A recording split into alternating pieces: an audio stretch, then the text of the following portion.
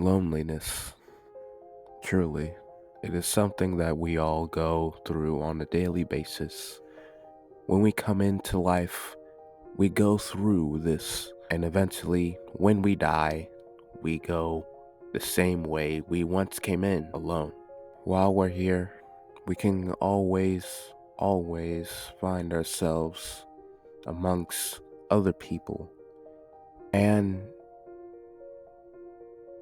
with that, are you really ever truly alone? Dang, I didn't mean for that to be such a deep intro, but that is what happened. Anyway, Windbreaker Season 2, Episode 5. I just, not just watched it, but I had watched it and I found it, and here are my thoughts on it. I think the episode itself showed us what it's like, or the development of our main character, Hakaru. And I think for what it was, I think I love this scene a lot, or specifically the grayed out scene. For any of those who are listening, that scene to me is just how is what the perspective of Hakaru is like. And when you come to terms of how he thinks and how he's been living his life literally by himself. And when you think about it in a way, you can only just imagine how much he is likely different from us.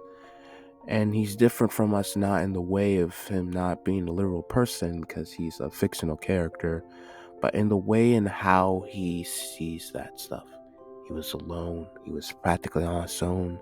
He was never given that much attention. He was never really learning how to love. And thinking about those things, you can't really understand that much about him. And when you take all those things into account, you start to feel how deeply he has been not wounded, but how he has been barely trudging by, because this is how he was formed, this was how he was told, this is how he grew up. He didn't have those morals or basic discipline from his parents. He learned from outside sources, and truth be told, that's not really the best life in general to be living off of. And when you think about that, you realize how much he's not only developed, but how much he's grew in a character that, in spite of his differences, in spite of his loneliness, his only source of friends being there but being so distant, you can't only help but only want to root for him in the end. And honestly, this episode did just that. If you were to ask me, that it's that grayed out scene where he's there and he's just all by himself, but when his friends come and help to cheer him up, it tells us so many words in that one scene. What it's like to be there. You are there all alone. You have nothing. And all of a sudden, the world around you is so much grayer than you yourself would ever imagine, but somehow more people sewed up into that gray world, and somehow you start seeing colors again. And it's an ultimately beautiful scene.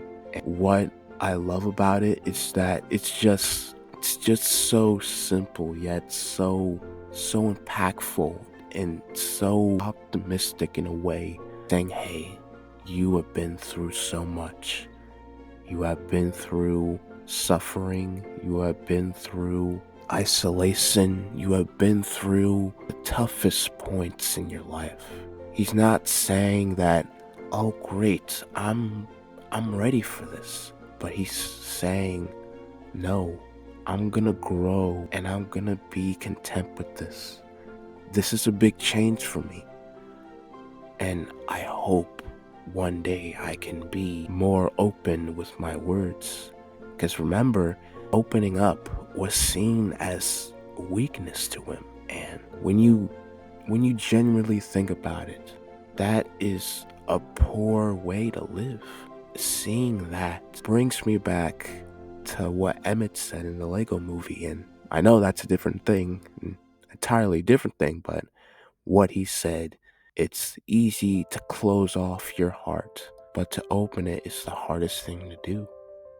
And in a sense, he's right, because it is so easy to leave everything behind and go be bitter, because hatred and isolation are two of the things that are one of the most, not difficult, but one of the most highly emotions that we start to feel sometimes. And opening up about that is very hard, and I commend him for doing that. The rest of the episode, I will admit, was pretty great too, and I do think I'm hopefully ready to see the next episode when it comes out this week. But until then, check out my videos, and STARZ Unite.